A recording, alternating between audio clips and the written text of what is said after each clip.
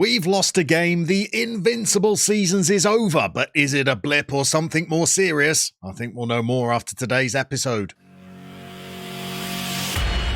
We're 23 games into our final season of FM22 Mercenary, and there we sit, top of the table. Although when we left you at the end of our last episode, we were 5 points clear at the summit. Now that lead has been cut to 2, and today first takes on second, as Lazio will be playing Milan. In our last episode, you saw us beating bottom of the table Lecce 2-0. Well, in our next game, we were even more impressive. We took on 19th place Spezia, and in this game we managed to rattle home 5 goals for a comfortable win. We rotated the side for a cup game against Perugia and still won 1-0 before a return to Serie A action and a trip to Brescia, where we defeated them 3-0. But then we faced a real test as we travelled to Turin to take on a Juventus side that were third in the league. Lautaro Martinez scored early for the old lady, and before 30 minutes had been played, he added a second. As the match stats indicated, we were worthy of a point in this game. In fact, we probably should have won it. I don't think there was anything wrong with the system. We were just 2-0 down before the game had really got going, and we should have taken more of our chances to have grabbed an equaliser with Milenkovic's goal, the only really thing we had to show for another convincing display. The defeat to Juve meant the pressure was on as we took on our old club Sampdoria in our next match. But the players were up to the challenge and they responded superbly as we scored 4 goals in a comprehensive victory. And so to our most recent game, where we took on a Sassuolo side who are chasing the European positions and doing well in the league so far. But we absolutely blew our opponents away on this afternoon as we scored 5 unanswered goals and restricted them to 0 shots on target. So the form is good and the performances are matching them at the moment, and aside from that Juventus result, things are looking incredibly positive, and we really should have taken something from that game as well. But today, we're taking on a Milan side who are playing just as well as we are. Their form is good, and they're also, like us, still involved in European competition. You can see that they've had 7 consecutive victories. They've not lost going all the way back to the Milan derby 9 games ago. They are going to be very tough, stubborn opponents today, and we're going to be playing them back to back because we've also drawn them in the quarter-final of the Coppa Italia, and controversially, I think I'm going to play a second choice 11 in that game if we win today and remain our focus being on prioritising Serie A games and keeping our very thin squad as fit as we possibly can. Because I'm mindful of the fact that we've got plenty of significant games on the horizon, as well as taking on second place Milan today. Our next league game after the Coppa Italia quarter-final is going to be against Fiorentina, and they are in the Champions League places this season.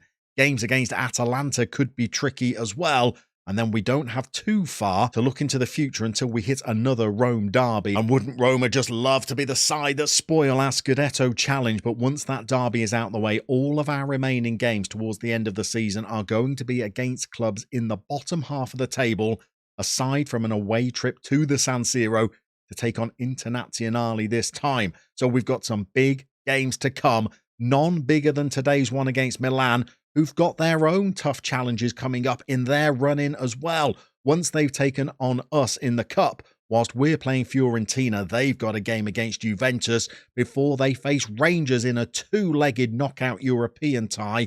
And then they've got games against Sassuolo, Fiorentina, Atalanta, as well as a Roma trip as well themselves. And they've got an Inter-Milan derby to play before the season's going to be out.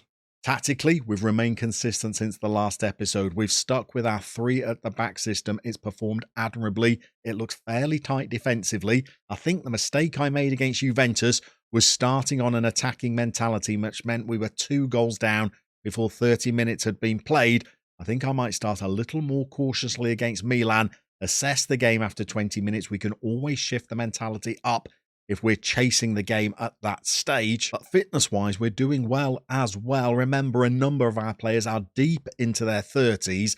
And in terms of our training, we've started to schedule in more regular rest days just to allow a little bit more recovery time. That's not been easy because we've been Saturday, Wednesday since the winter break, and we've got the Coppa Italia and the UEFA Cup games to come as well. So keeping everybody sharp and match fit is difficult, we've done a good job so far. The only little change you might notice since recent episodes is that we've now settled in Marcelo playing as a right wing back, and we've actually given him a little bit more license. One of the comments from a previous video was to try one of the wing backs out on attack. Well, we've done it. We've moved Rodriguez from being the central midfielder on attack on the right side of the midfield too, over to the left, and now Marcelo is bombing forward down the right. It makes us very attacking. It's been working in the recent game since we made that change, and we're going to keep it for today. It's just a mentality that we're going to ease down. It means that Pembele has moved from right wing back and settled in as the covering central defender as part of our three, and Reska, who wants to be a midfielder, plays alongside Pembele, who wants to be a right back, and Milinkovic is the more serious central defender in there, and as a three, they've been doing well. I think the one change that we might allow ourselves to make for today's game is to bring in Jose Gaia for Viña. Gaia's announced his retirement. He's 37 years old now, but I still see him as our first choice left back, and he's going to be playing against Milan today, a Milan side that have still got plenty of recognisable names. Pep Guardiola's side are a force to be reckoned with, and last season's champions are pressing hard for a fourth consecutive title.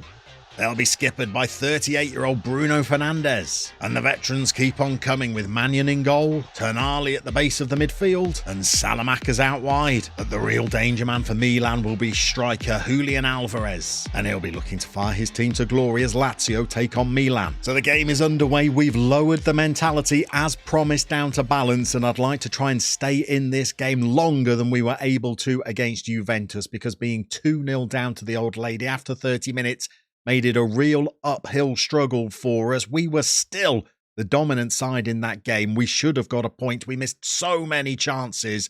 But today, I think we're playing another step up in opposition again, as Milan are even stronger than Juve. We've got the ball at the back with 8 minutes on the clock. We are playing patiently across our own back line, and now we're looking to try and get out of our own half and spring the defensive line of Milan as Alexi is in. And that is the best finish we've seen from that young man in quite some time, as he's been blazing a lot of the chances that he's been presented with wide of the goal. But this was actually pretty cultured play. Gaia plays it into Zakarian. He releases Alexi, and he just clips the ball past Mannion, who decides to react seconds after the ball's already whizzed past his lug holes, and we're 1-0 in the lead. That's been the only shot we've had in the game so far, but we've made it count, and look at the league table. This would stretch our lead back to 5 points again, and would be a real blow to Milan. I think dropping the mentality has worked well so far. We're 26 minutes into the game. Milan have only had one shot, and we are coming forward again. Marcelo has been booked. That's something to keep an eye on, because with 10 men, this game would take on a completely new dimension. But Tonali has managed to rob the ball as we were coming forward, and it's Milan that are trying to sting us on the counter-attack. They've got it forward down our right side, and they're into the box. We've charged down their effort, hacked it clear, but they've managed to win the ball back again. Now they're attacking down our left. It's gone all the way through to our keeper. Cerefalino dives on what looked like a through ball rather than a shot, and he's tipped it around the post. And Milan are starting to ease their way back into this game, and they are looking threatening. They're now on the edge of our box. Tonali has the ball. We've shut him out so far. We've managed to win it off him through Gaia. The game's starting to look far more even. 2 shots apiece, except ours have troubled the goalkeeper, and theirs so far have not. But they have a corner that we need to try and clear. We've done that successfully, but France moves the ball to Tomori, another veteran that they must have. And we finally managed to get the ball to the halfway line, where it's been won by Alexi. Marcelo now is going to try and stretch his legs down the right. He's got pace to burn. Instead, he checks back. And now we've got the ball through to Alexi up front. He's taken another chance. I think the VAR's going to review that one. He might have been just a fraction offside if he wasn't. And he wasn't. We could be going into the interval 2-0 up against the team that are chasing us hard for this Scudetto. This could be a momentous win if we could keep this up. 2-0 going into the break, more than I could have hoped for. And another set piece has come forward to Milan. They don't want us to keep a clean sheet until half-time.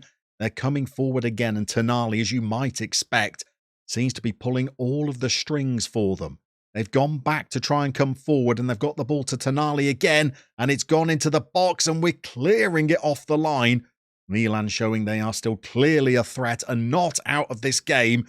Maybe at halftime we might need to have a look at some more tweaks that we could make to our tactic just to try and see this game out, because you can see we're ahead on the scoreboard but behind on the XG. We've warned the players against complacency during our halftime team talk, and the other adjustment we've made tactically is to just drop from a higher tempo to a more balanced one, just to see if we can grab a little bit more control of this game. It's navigated us almost to the hour mark without a highlight, and now Milan are coming forward once more. Milenkovic deals with that ball at the back. We've sent it forward to the halfway line, and we've lost possession once more. And Milan look like they have a lot of width. They've doubled up on us over in the wing-back position.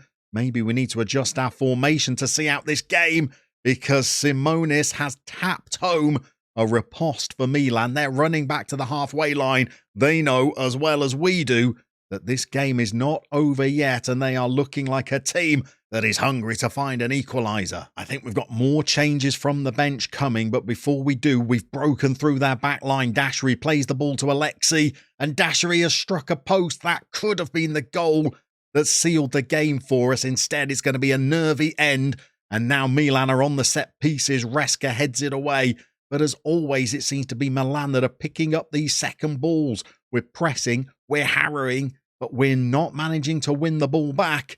And Milan are looking to try and score this equaliser and then go in search of a winning goal. Simonis has the ball. He's taken on the fullback who's fouled him. And I think, as I feared, Marcella is about to go down to 10 men by getting a second booking. And now this is going to be one heck of a challenge to hang on. Now that we've lost our right back, we have changes to make, and I'm going to stick with a back five rather than switch to a back four. I think what we're going to do is take our most exhausted player, Jorge Rodriguez. We're going to switch him around with Zakarian, who can comfortably play in central midfield as well as the number 10 slot.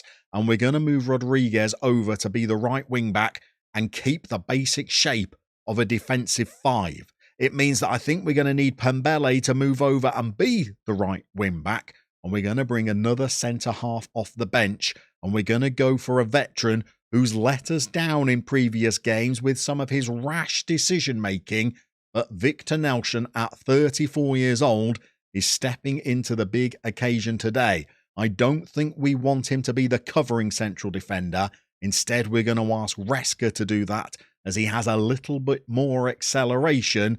And we're going to see whether we can also make some time-wasting tweaks to kill the game off, because we've got 13 minutes to navigate and only 10 players on the pitch. As we move into the final 10 minutes of the game, hopefully the team are going to be able to keep their shape a little better as we fire a header at Mannion, but that wasn't the highlight. Milan are going to now try and build from the back. Mannion sends the ball forward. He's launched it. Salamakers has got onto it and he's got men over. We're looking a little open at the back now. Now they've only got 10 men. And Milan have hit home an equaliser. Only the video assistant referee can save us now, because they are going to check it.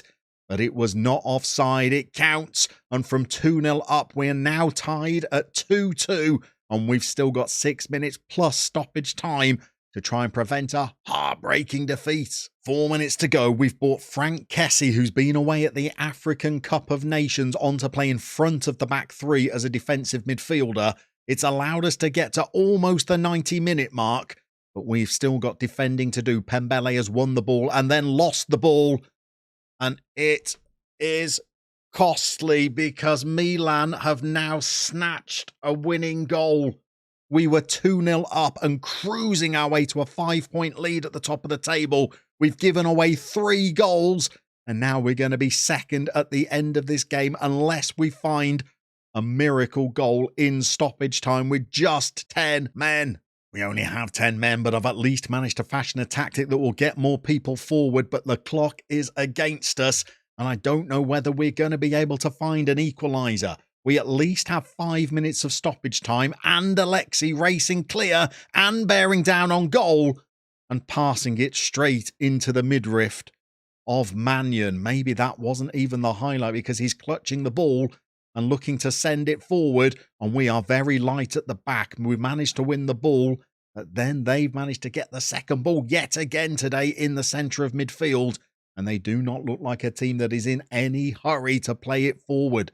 They're working it around patiently. We're closing them down. They've gone all the way back to their keeper, who's being brave in bringing it forward, and Alexi slots it into an empty net. We might have got out of jail, and the player that's done it for us is Mike Mannion. What on earth was he doing, dribbling the ball forward in the first place and then kicking it straight to one of our players? This is a disastrous bit of goalkeeping. He's passed it to Alexi, who's hit it from maybe 30 yards in to an empty net.